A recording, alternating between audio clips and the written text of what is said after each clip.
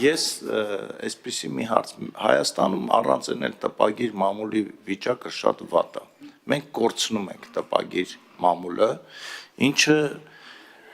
իմ համար որպես տպագիր մամուլի երկարամյա ներկայացուցիչ շատ ցավալի է։ Չեք կարծում, որ այս նախաձեռնությունը ավելի կարագացնի տպագիր մամուլի առավել ծանր վիճակի խորացմանը։ Շնորհակալություն պարոն Նազարյան, եկեք նժարի վրա դնենք պետբյուջեից որոշակի գումարներ տալ անօգուտ եւ ոչ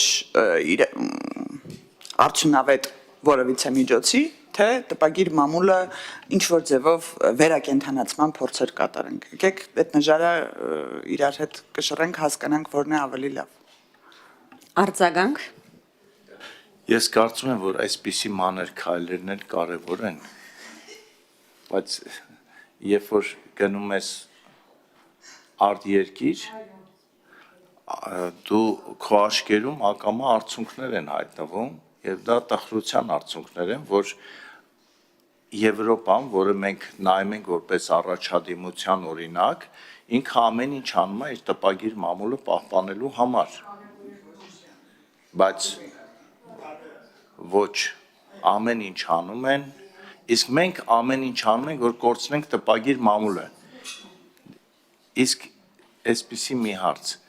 ապագա պատմաբաններին ուսումնասիրության համար, ապագա նաև մոտ ապագա քննիչներին, հետախույզներին, չգիտեմ, իրավապահ մարմիններին, երբ որ իրանց պետքա, որ ինչ-որ տեսնեն այդ սնանկության հայտարարությունը եղել է, չի եղել։ Մենք ինչքան վստահ ենք, որ այդ ինտերնետից չի անհետանա ինչ-որ մի հետարքի ձևով։ Իսկ տպագիր մամուլում դա միշտ լինելու է ու կարելի է ուսումնասիրել։ Տպագիր մամուլից հայտարարությունը չի ջնջվի, այդ մասին մենք մտածել ենք, թե ոչ։ Հա, Տիկին Մինասյան։ Պարոն Նազարյան, իրականում թղթային շատ էլ ցուցմունքներ, էլ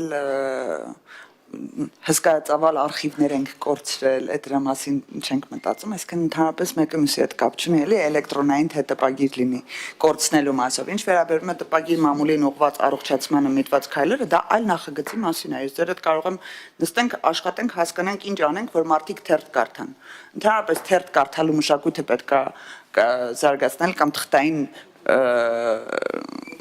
գրքեր կարդալու մշակույթը պետք է զարգացնել, բայց դա չի վերաբերվում ծանոթությունները պետբյուջեի միջոցով տպագիր մամուլին տրամադրելու մասին։ Թեթև ձև չէր, շատ չնչին ձև էր, ես կարծում եմ, որ այդքան էլ մեծ չէր,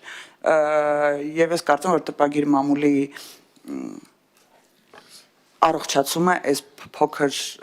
փոփոխությունից ընդհանրապես չի տուժի, շնորհակալություն։